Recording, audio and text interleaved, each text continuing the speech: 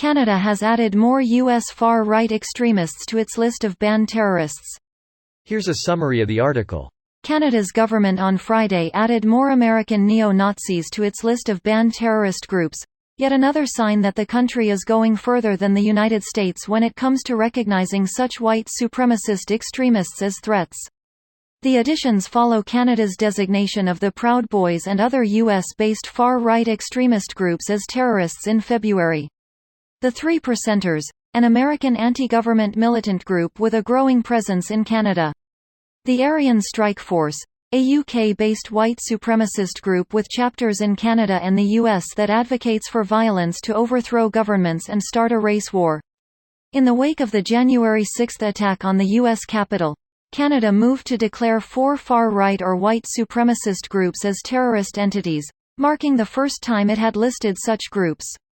The absence of specific laws outlining domestic terrorism is one reason the U.S. hasn't gone as far as Canada in designating U.S. and foreign extremist groups as terrorist entities.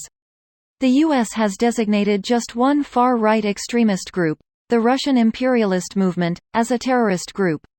This post received a score of 35,000, with an upvote ratio of 85%. Here are the top comments in response to this article.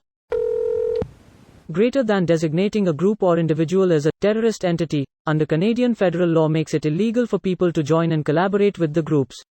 It also grants the government the power to freeze the assets of people involved with the groups and charge anyone who financially or materially supports them. It can also make it easier for authorities to get online content posted by the banned extremists removed.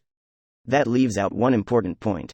If you bother to actually read the law, you'd know that membership in a terrorist organization is only illegal if that terrorist organization has done something within or outside of Canada that is already illegal in Canada.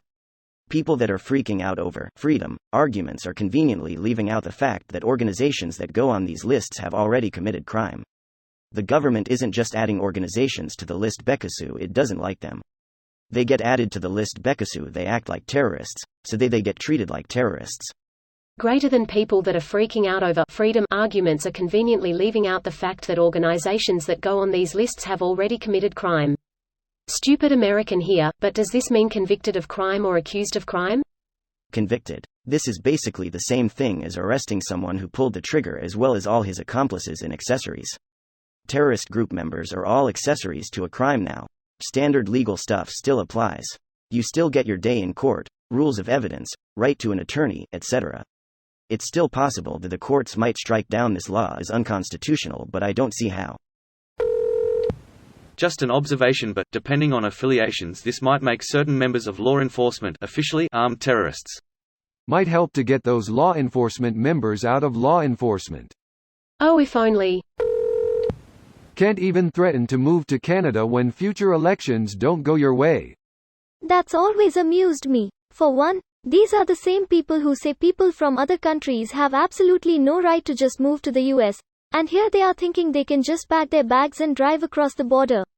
It's also interesting that they're so tired of liberals that they want to move to an entire country full of scary things like universal healthcare, respect for diversity, and unquestioned abortion access. Don't forget legal weed too. And gay marriage being legal for 16 years. This video was automatically created by Reddit to speech. The article and comments in this video were selected from Reddit according to their upvotes, and any paraphrasing was performed by smmry.com, without any human intervention.